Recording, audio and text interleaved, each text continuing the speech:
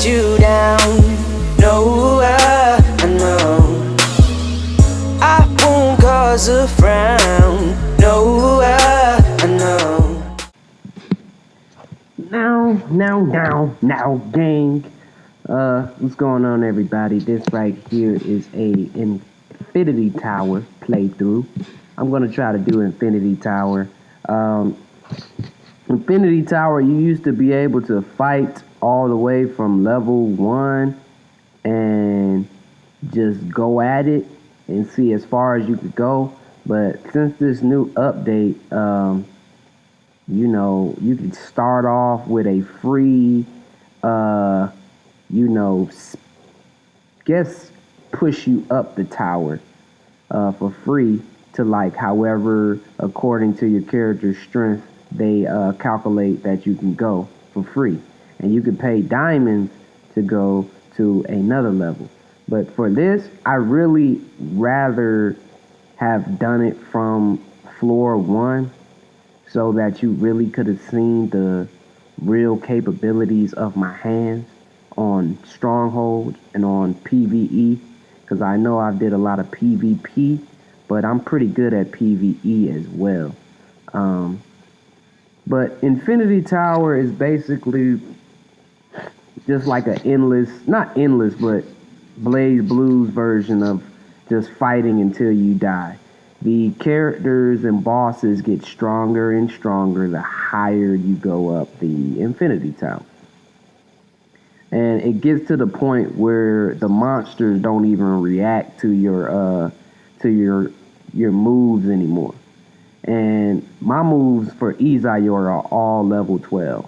So once it gets to a point where those moves ain't working no more, I know that I have made my way high up the Infinity Tower. I really don't want to get my face linked in right here, so I'm trying to readapt my way to beat this character.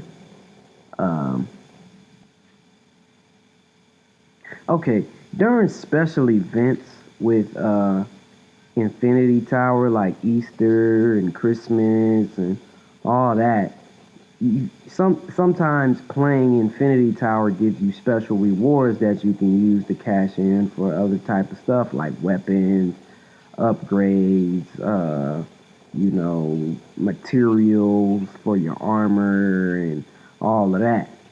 So Infinity Tower has a purpose, and it also helps you to kind of work on your combos a little bit, even though sometimes the bosses won't react the same way that a PvP character will react. It can still help you to explore your character so you're more comfortable with options that you can put hands on somebody if you do have to put hands on somebody in player versus player. But yeah, as far as a PvE, it's really it could use more work from the PvE aspect, because I feel like the Infinity Tower could use a change of scenery. You know, at least for every 30 levels, you know, it changes the scenery, because then you'll probably be more inspired to fight harder if you know, you're in a different environment the higher you go up. Maybe that's a future improvement they can make, but as of right now, the Infinity Tower background or stage basically stays the same. You go up all those levels, and you know, you can still have the same background, that same background for 100+ levels of killing, which kind of gets dreary sometimes and makes you kind of bored with Infinity Tower. I shouldn't have died right there, but hey, that's life.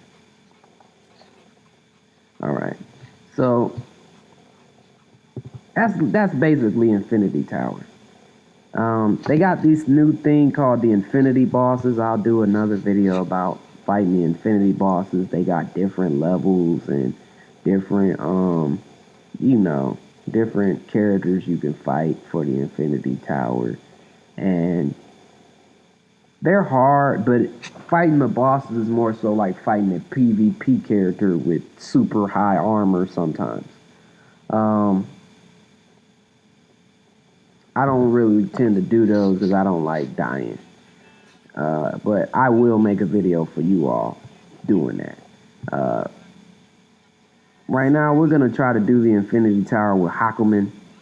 Hakumen's drawback as a PvE character is a lot of airborne enemies. If his moves or skills aren't upgraded to where his very few airborne attacks that he does have is not high armored, it will kind of be a hassle dealing with airborne enemies in player versus environment type of thing. Hakumen is still a great character for PvE, even though he does have trouble with the airborne enemies because of his zip, zip, zip, his zoom move. I'm going to look up the official name of that move, but I like to call it the zip, zip move, where he zips back and forth. It does a lot of damage and it has a lot of stun. I actually was able to beat a lot of levels I wasn't able to beat with some of my favorite characters like Noelle. I can't really do too much with her these days because of the environment is so hostile. The higher up you get, that her not having health becomes a real big issue. But Hakumen has a decent amount of health. I wouldn't say it's the best on the game, but it's decent.